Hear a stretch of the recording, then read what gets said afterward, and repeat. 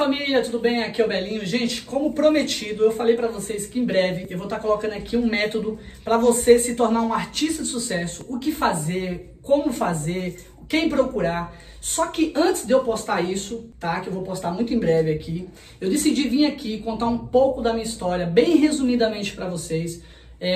O porquê eu não desisti, as minhas derrotas, as minhas conquistas. E eu vou mostrar pra você que a minha vida também não foi fácil, assim como a sua. Passei por muita coisa na minha vida. Então é o seguinte, gente, ó, vou resumir um pouquinho pra vocês.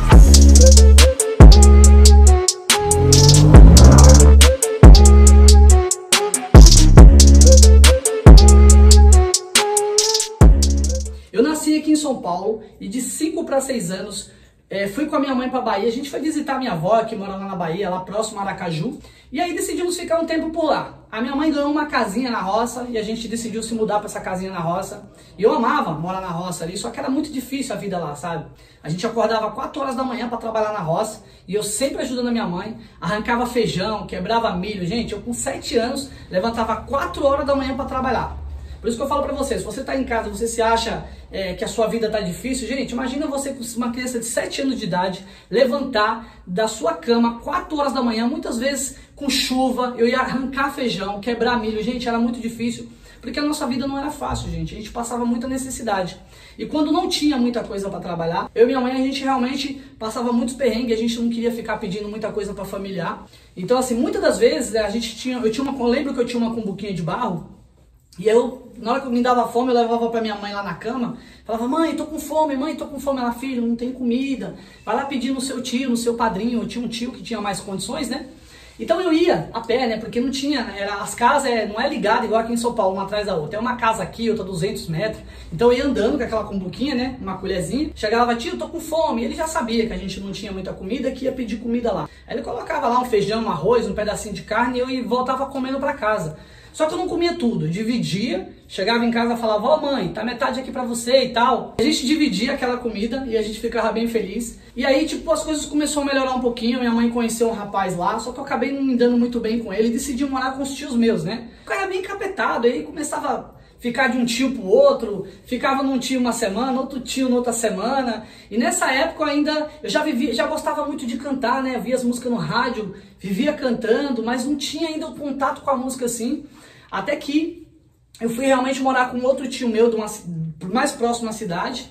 E lá na Bahia, gente, naquela época, não tinha muito o que fazer. Lá só tinha um dia que a gente podia passear, que era segunda-feira, que era a festa nossa, era a feira de segunda-feira. Então quando dava segunda-feira, todo mundo ia pra cidade grande, aí montava nos caminhão, né, nas charretes, quem tinha charrete com cavalo, passava aqueles trator com aqueles negócios dentro, um monte de gente dentro, aí todo mundo ia era uma festa.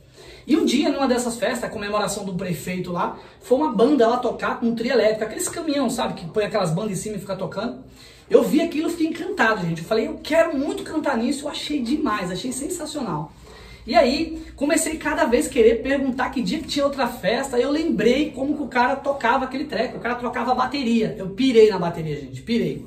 Então o que foi que eu fiz? Não tinha condições de comprar a bateria, né, gente? Então eu montei uma bateria de lata, gente. Peguei uns balde, fiz o boom, aí montei o prato, gente. Depois eu peguei um pedaço de madeira, linha de pescar, que eu pescava muito naquela época, eu era moleque, vivia nos rios pescando, né? Não como peixe, mas fiz uma guitarra, gente. Fazia aqueles instrumentos ali virar música, né? E aí meu tio tinha um violão, só que eu não sabia nada tocar, né? Aí meu tio arrumou um violão velho lá que ele tinha guardado e começou a me mostrar umas notas. Aí eu fui aprendendo, só que não tinha como eu tocar no violão velho que eu tinha feito, comecei a tocar no dele velhinho mesmo, e foi onde eu tive o meu primeiro contato com o violão, foi através do meu tio, Zé Cohen, que ele faz uns solinhos lá da Bahia, eu acabei aprendendo 3 notas, gente, e através dessas 3 notas eu comecei a tocar várias músicas, do Zezé de Camargo, do Leonardo, naquela época era muito axé e muito sertanejo, eu não conhecia outro estilo de música, era só axé e sertanejo.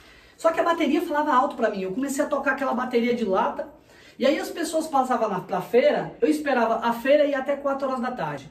E eu ficava das 9 da manhã até mais ou menos meio-dia e meio, vendo as pessoas passando e eu tocando.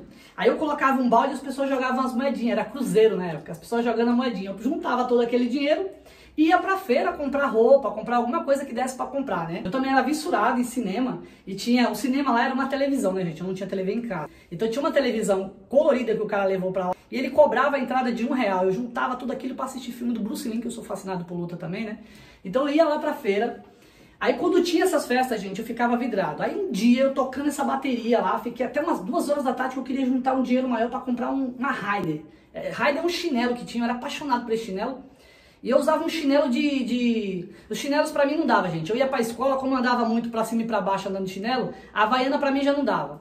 Então o que eu tinha que fazer? Eu comprei um chinelo de pneu de trator. Eu passava muita vergonha com as meninas, porque às vezes eu ficava, né, as meninas olhavam pro meu pé, mas a maioria tinha esse chinelo de pneu, porque a gente vivia quebrando, a gente jogava bola. Só que a gente jogava bola a maioria das vezes descalço, né, gente?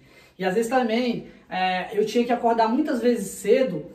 Eu acabava quebrando o chinelo porque eu carregava água. A gente não tinha banheiro em casa, né? Tipo, para tomar banho, a gente tomava banho numa bacia, num balde. A gente tinha que ir na fonte pegar água. A gente era até engraçado, porque às vezes não tinha água. E no dia da feira eu tinha que levantar às 7 horas da manhã com um balde para ir lá na fonte buscar água. E aí eu estava voltando para casa, fazia uma camiseta, fazia uma rodinha, colocava na cabeça, colocava aquele balde na cabeça e vinha, então eu colocava aqui no ombro, né? Vinha segurando assim um balde cheio de água.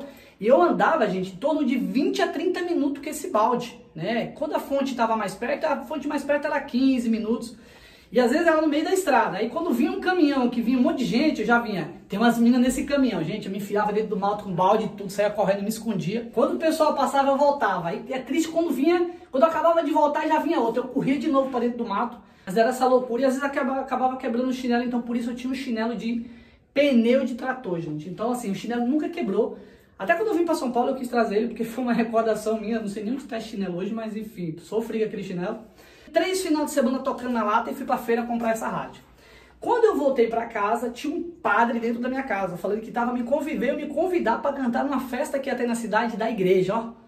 Aí eu falei, não, hoje que eu comprei minha rádio, top, eu vou inaugurar. Então eu comprei essa rádio e aí eu fui pra esse primeiro show na cidade, foi meu primeiro contato em cantar com a banda. Ensaiei. Gente, por incrível que pareça, pra mim que nunca tinha cantado pra grande público, né, assim, eu cantava pro povo que passava da feira, que já era muita gente, pra mim eu já era famoso, e realmente era, porque não tinha aqui um moleque tocando na beira da estrada com a bateria de lata. Eu cantava Daniela Mercury, naquela época a Ivete Sangalo tava na banda Cheiro de Amor, banda Asa de Águia, e Zezé de Camargo, e Leonardo, essas coisas aí que eu cantava.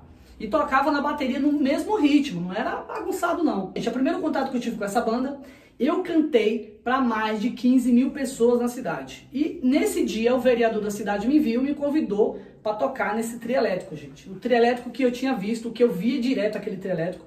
Toda vez que eu ia na cidade, que tinha festa na cidade, o trio elétrico cantava, eu ficava abismado. Eu olhava, nossa, um dia eu quero cantar ali. Meu sonho se realizou, gente, porque o cara me chamou para cantar no trio elétrico numa festa que ia ter na cidade. Que era uma festa lá de vereadores e tal. Ia ter mais de 100 mil pessoas na cidade, que ia vir gente de fora e tal. E foi assim que aconteceu, gente. Eu cantei 2 músicas nesse trio elétrico. Depois que eu cantei, virei uma atração, que eu era um menininho loirinho, né? Pequenininho, 10 para 11 anos de idade, cantando no trio elétrico, eu virei atração. Naquela época não tinha. Hoje em dia é muito precoce, as crianças estão tudo cantando com... A minha bebê tem 9 meses, já faz sucesso, então é uma loucura. Naquela época não era. Quem cantava com 7, 8 anos, Ave Maria, era estouro. E aí, gente, o dono do trio elétrico me chamou para cantar no trio elétrico fixo, ó. Aí foi eu tava no céu, falei, era tudo o que eu queria na minha vida. Pedi autorização pra minha mãe, comecei a viajar com essa banda, eu viajei todo o Nordeste cantando com essa banda. Era Trio Escândalo, bandas cordas de vocais, e aí eu realmente comecei a minha carreira profissional. Na cidade não tinha quem não conhecia, era o Galeguinho da Fátima, que é o nome da minha mãe, é Fátima. Não tinha quem não me conhecia. Só que pra mim ainda era pouco. Eu não tinha televisão na minha casa, mas eu fiz muita amizade na cidade grande com pessoas e ficava na casa desse vereador, porque eu era amigo do filho dele. E aí, tipo, eu via muito lá sobre São Paulo e tal, São Paulo. Eu falei, eu tenho que voltar pra São Paulo, eu tenho que voltar pra onde eu nasci, porque lá vai ter a minha oportunidade, é lá que eu vou conseguir tudo que eu preciso. E aí mandei uma cartinha pro meu tio foi lá, me buscou. Eu vim pra cá, gente, mas antes disso eu passei muita história doida na Bahia. Gente, passei muitos perrengues, eu tô resumindo pra você, porque não foi fácil a minha infância e ao mesmo tempo foi muito gloriosa. A minha infância foi muito amarga, muito difícil, passei fome, passei necessidade, mas ao mesmo tempo eu vivi coisas na minha infância que as minhas filhas nunca vão viver. Eu convivi com pessoas, fiz coisas, vi coisas que as minhas filhas jamais, eu tenho certeza que a maioria das pessoas que estão me assistindo não vai conviver, gente, porque era, ao mesmo tempo que era uma situação difícil, por exemplo, eu não tinha banheiro na minha casa, né? Lá não se usava papel higiênico para limpar a bunda, a gente usava sabugo de milho, pedra, folha, era uma loucura, mas a gente dava um jeito, não tinha papel, papel era jornal, quando tinha um papel para limpar a bunda era jornal, era uma coisa de doido. Então assim, minhas filhas nunca vai passar por isso, que é uma situação ruim. Por outro lado, gente, eu tive uma infância muito legal. Eu não ficava o dia inteiro na internet, eu não ficava... Era muito legal, era amizade, eu tinha vários amigos bacanas. A gente jogava bola, a gente saía pra pescar o tempo todo, a gente saía pra caçar passarinho. Gente, era uma infância, eu tive uma infância maravilhosa, né? Por mais que tive infância pobre, era maravilhosa. É tanto que uma vez a minha avó foi me buscar, minha avó rica foi me buscar, quando eu tinha, nessa época, eu fui ficar um tempo na casa dela, minha avó tinha grana que costurava pra França. Eu fiquei 4 meses, eu quis voltar pros matos, quis voltar pro interior. Por quê? Porque lá eu vivia preso, estudava na escola particular e não era aquilo, eu não era feliz. Aonde eu morava na roça, eu era mega feliz. Mas assim, eu voltei para São Paulo. Quando eu cheguei aqui em São Paulo foi meio difícil, porque eu não conhecia ninguém, não sabia como recomeçar, não sabia quem procurar. Eu saí de uma cidade que eu era tratado como rei. Eu era um menino já, um Justin Bieber da cidade lá. Eu era muito famoso, fazendo meus showzinhos lá e tal. E era muito legal, ganhava um dinheirinho, dava pra minha mãe. As coisas começaram a melhorar, mas eu queria mais. Eu falava, não. Chegava no ano novo, não acontecia nada. Eu falava, gente... Eu tenho que sair daqui, eu preciso, sabe, eu tenho, todo ano novo que tinha era a mesma coisa. Eu não, aí eu com já 14 para 15, mandei a carta pro meu tio, voltei para São Paulo, só que foi bem difícil. Fiquei uns 2 anos parado, aí não tinha o que fazer, eu saía, conhecia uns barzinhos, via umas pessoas que tocavam violão, que eu já tocava um pouco, mas não tinha instrumento. E aí foi isso, comecei a tocar nos barzinhos, não ganhava nada, às vezes ganhava um troco de um, um troco do outro. Fui conhecendo pessoas, e aí fui conhecendo o pagode, conheci o pagode, comecei a gostar de pagode. Então o que acontece? Aí tipo, conheci o pagode, comecei a entrar no pagode, mesmo com toda a discriminação, não desisti. As pessoas zoavam de mim, ó o baiano querendo cantar pagode, eu não desistia. Fui aprendendo, gente, aprendi todas as músicas de pagode que tinha sucesso, que aparecia, qualquer música que falasse eu aprendia. Quando eu fui aprender a tocar violão no pagode, foi a mesma coisa. Ah, essa batida não tem nada a ver com... Sua batida é de sertanejo, suas notas é de sertanejo. Eu não tava nem aí. O que foi que eu fiz? Eu ia pra escola, gente, voltava pra casa, eu comecei a arrumar bicicleta numa bicicletaria pra ganhar um troco. Eu via como que o cara fazia pra montar as bicicletas e comecei a pegar isso pra mim. Falei, pô, eu vou montar a minha própria bicicletaria.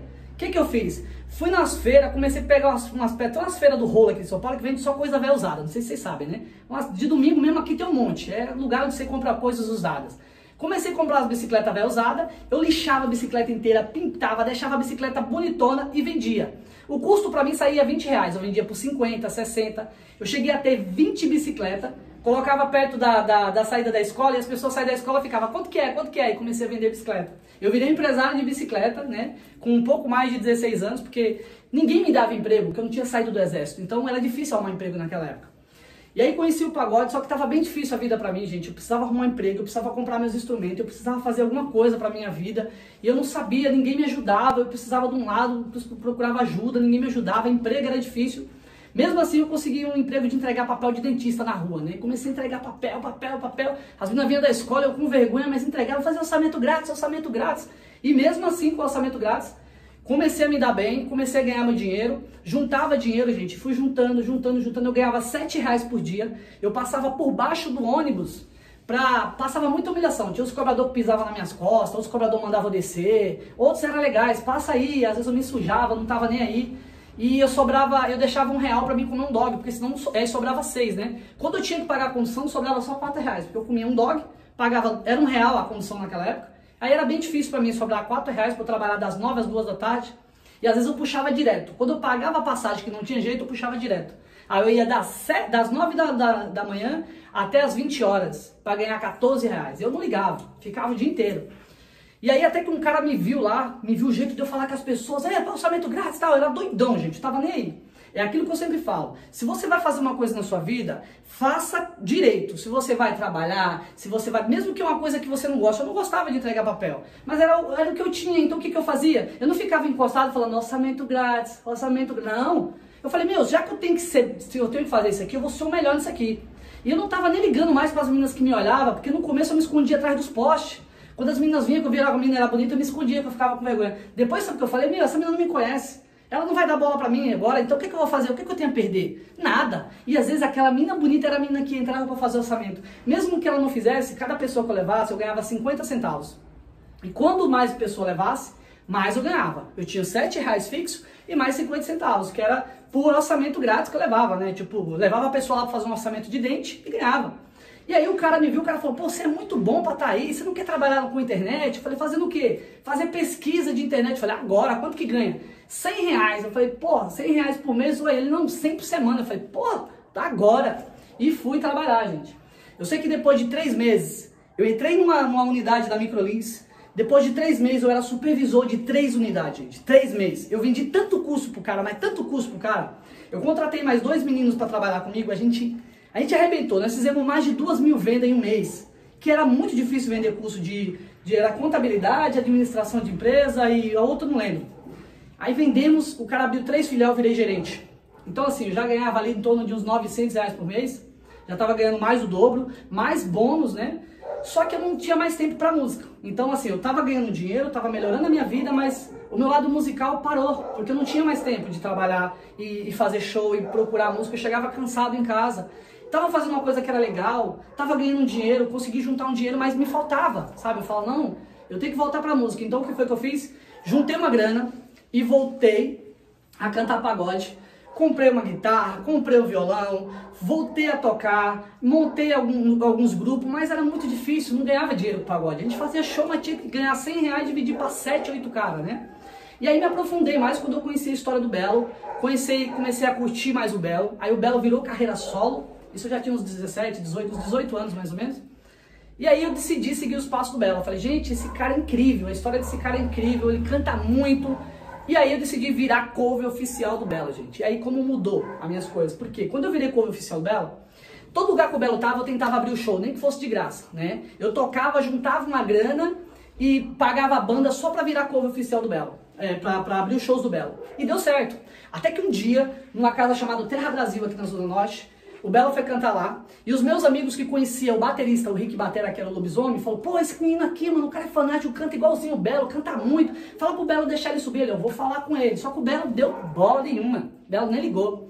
Chegou na frente do palco, meus amigos me fizeram uma surpresa, se reuniram todo mundo, e começou a falar com o Belo, ô Belo, chama ele aqui pra cantar, e começou a gritar. E o cara, acho que o cara se sentiu meio, né, tipo, o que esses caras tá falando, mano, o que esses caras tá falando? E aí, do nada, o Rick Batera pegou e falou, ô Belo, vem cá, pô, chama um menino ali e tal, o rapaz falou que, cara... Aí, do nada, cara, eu não esperava, ele falou, sobe aqui, você sabe cantar? Sobe aqui. Ele me chamou, cara, na hora que meu coração disparou nessa hora. Eu subi no palco e ele começou a falar, gente, ó, esse aqui é o meu filho, é o Belinho, né, eu sou o Belo, ele é o Belinho, pronto. Meus amigos viu aquele negócio de Belinho e falou, virou Belinho. E de lá pra cá, gente, nunca mais saí do Belinho, foi daí que surgiu o nome Belinho. Só que eu continuei cantando, e não ganhava muito dinheiro, abria vários shows, fazia o que eu gostava, mas dinheiro que era bom como pagode, nada. Até que um dia eu fui fazer um show contratado de uma menina que fez uma festa e me mostrou como que ela tinha feito a festa. Olha, eu contratei você, eu peguei umas lambarópicas de axé, gente, bombava muito. Axé já foi um marco, assim, era o que bombava na época. E aí ela pegou umas lambarópicas de axé, me contratou e bombou a festa. Aí eu falei, bom, se ela fez isso, eu posso fazer. Decidi fazer a minha festa, comecei com a minha festa. Fiz uma primeira festa, explodi, gente. Deu tanta gente que deu uma treta no final da festa, acabou com o baile, mas por quê? Tá gente demais. Deu quase 1000 pessoas na minha primeira festa, só que eu cobrei baratinho, na época era R$4 pra entrar, R$4 era como se fosse 10 hoje. E aí, gente, daí eu não parei mais, comecei a fazer uma festa atrás da outra, mas eu cantava pagode e fazia minhas festas. Cantava pagode, fazia minhas festas. E comecei a trabalhar junto com lambarófica de axé. Até quando eu passava em alguns lugares, gente, uma balada que tava funcionando, que dia que não tá pegando essa balada? Eu pegava a balada, pegava a portaria e começava a fazer minhas festas naquele dia e bombava. Cheguei a ter 4 baladas por semana. Até que um dia eu decidi abrir minha própria casa de show, abrir Belinho Show. Fiquei 1 ano e 6 meses com Belinho Show.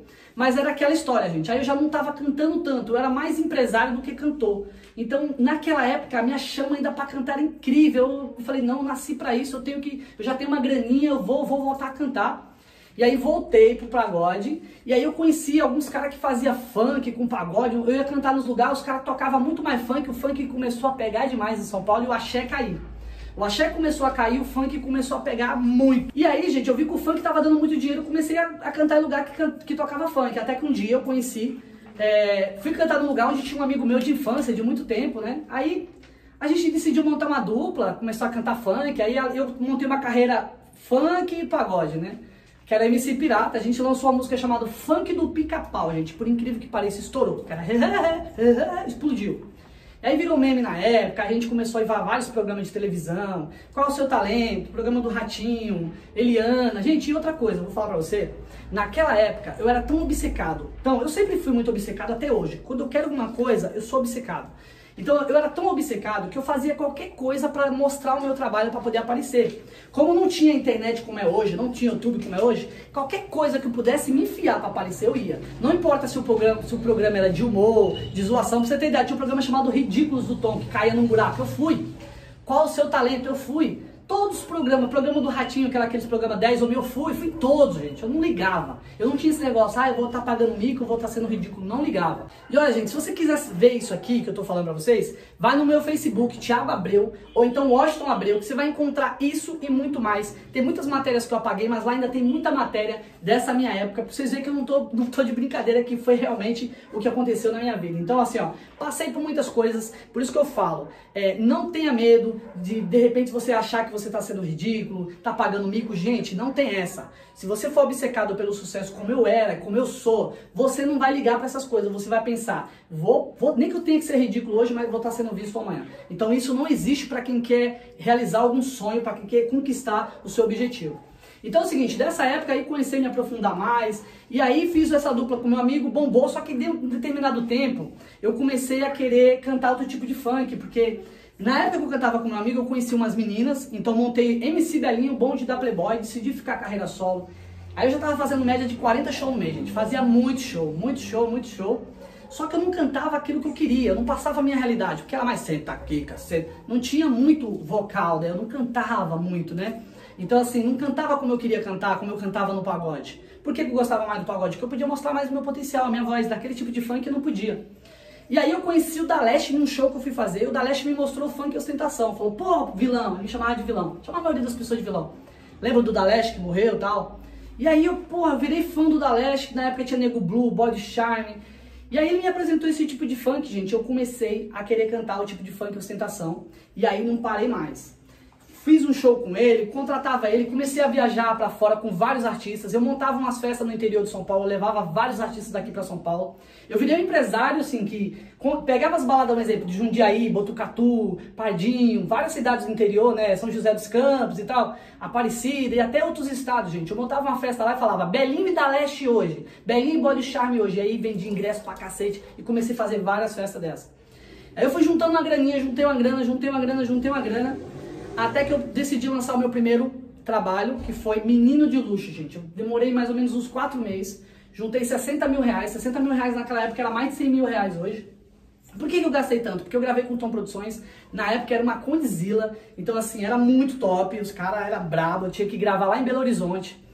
E incrível que pareça, gente, eu tinha tudo pra desistir desse clipe, por quê? No dia de gravar o clipe, gente, eu gravei a música, gastei uma bala, gastei quase 3 mil reais na produção da música. No dia que eu fui gravar o clipe, gente, eu mandei encomendar cordão, porque quem cantava funk e ostentação tinha que ter os relojão, cordão de ouro, banhada ouro, né, a prata banhada ouro.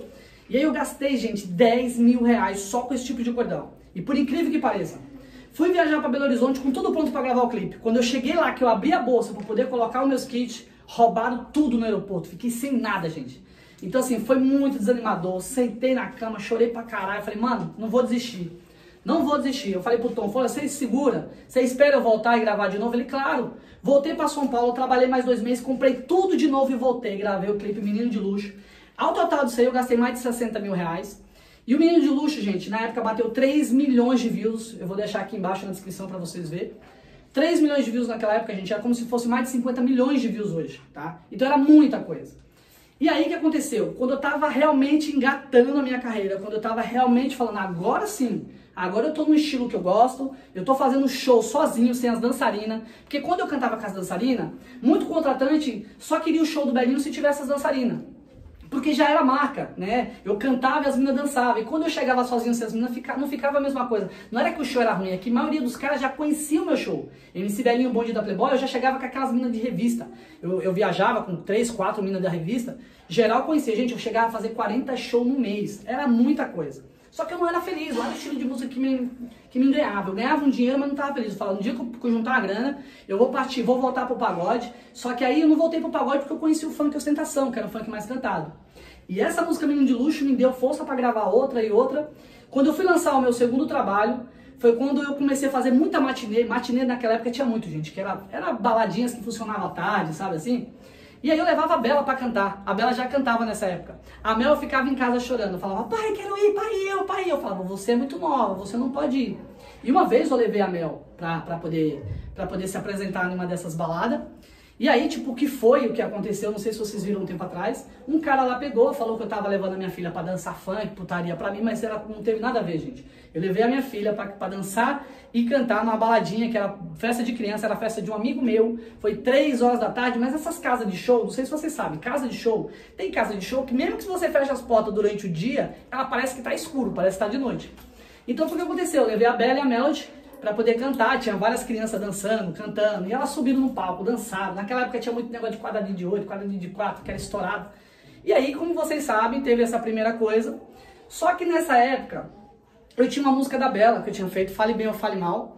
E aí a Bela cantava essa música, que é uma música que fala de Arlequina, na primeira música, fale bem ou fale mal, mas fale de mim. E aí era da Bela. E aí a Mel pedia direto pra cantar. Só que eu não deixava, porque eu gravava vídeo gospel com a Mel, né? Eu pegava a Mel, a gente ficava na frente dos portões fazendo vídeo gospel e dava muito certo. As redes sociais dela começou a crescer. Pra você ter ideia, na época, os vídeos dela batiam mais até que os meus, que já era bem famoso no funk, eu já tinha um nome grande no funk. Os vídeos dela começou a crescer muito.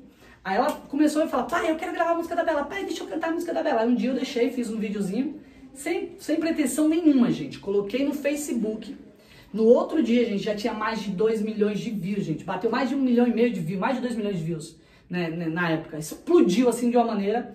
E aí foi onde surgiu a Melody. Só que é o seguinte, gente, ó. Essa história que eu tô contando pra vocês é bem resumida. Já passei por muita coisa na minha vida. Muita coisa que era pra mim ter desistido. Nessa época que surgiu essa polêmica com a Melody, foi muito difícil, foi uma época muito difícil da minha vida. Eu era muito imaturo, eu tinha muito o que aprender. Então eu passei muitos perrengues por atos meus mesmo, né? Tipo, coisas que eu acabei, né, tipo, não sabendo como lidar na época. Então por isso que eu falo pra vocês, buscar o conhecimento, saber como lidar com certas situações no meio artístico é primordial, gente, é essencial para que você tenha uma carreira de sucesso, para que você saia e sobressaia sobre qualquer situação. Então assim, eu não soube lidar com algumas situações, então meio que acabei desanimando naquela época, fiquei muito desanimado, fiquei muito deprimido naquela época, porque me abalou, abalou minhas estruturas como artista, me abalou minhas estruturas geral, então eu dei uma parada, só que aí, gente, eu não desisti, mesmo assim não desisti. Mas, por outro lado, surgiu a Melody. A música Fale Bem ou Fale Mal começou a tomar conta de todas as quebradas. Tocava em todos os bailes, tocava em tudo. Várias rádios começou a tocar aquele meme, virou um meme a Melody cantando. Essa aqui, ó, pra todas recocadas, não sei se você lembra. Aí virou um meme, gente, virou um meme. Então assim, gente, ó, esse vídeo aqui era pra resumir um pouquinho sobre a minha vida. E eu vou fazer um outro vídeo que vai estar aqui, vai ser o próximo vídeo, que vai ser contando daqui pra frente como aconteceu a Melody e a Bela e o que eu fiz para poder continuar com elas. E por que eu dei uma pausa, eu não parei a minha carreira, eu não tô parado. Eu não sou ex-cantor, eu sou cantor, vou ser cantor o resto da minha vida. Essa história que tem gente que fala assim, ó, ah, o cara é frustrado, o cara não conseguiu sucesso, o cara é um ex-cantorzinho. Não, gente, eu sou cantor. A minha vida inteira eu vou ser cantor, eu vou morrer sendo cantor. Porque é isso que eu nasci para fazer, é isso que eu amo fazer. Só que eu dei uma pausa na minha carreira. Hoje eu podia muito bem voltar com a minha carreira, investir alguns milhares de dinheiro e voltar aí, mesmo que não bombasse agora, mas eu não tenho dúvida nenhuma. Sabe quando você não tem dúvida? Se eu voltar hoje, eu bombo, gente. Se eu voltar hoje, eu vou fazer sucesso. Aí você fala assim, muita gente vai falar assim, ah, mas o cara tá falando aí que vai mostrar um método que para as pessoas virar artista de sucesso. Sim, assim como as minhas filhas, a Melody, a Bela, hoje eu tenho a Nix, né? E a minha bebezinha que tá começando, que já tem muito mais sucesso do que muito cantor aí. Com 9 meses eu já fiz uma bebê estourar. 2 milhões de um clipe, 1 milhão no outro. Olha o Instagram como tá. Então assim, gente, realmente eu tenho a receita. Então eu vou passar pra vocês o que tem que fazer. Só que antes disso eu vou postar um próximo vídeo explicando daqui pra frente o que aconteceu. Por que eu dei uma pausa na minha carreira. Por que eu decidi realmente escolher a carreira das meninas e pausar a minha carreira. E por que eu não voltei. Hoje que eu tenho condições, que eu tenho conhecimento, por que eu ainda não voltei para a música? Eu desisti da música? A resposta é não. Eu não desisti da música, gente.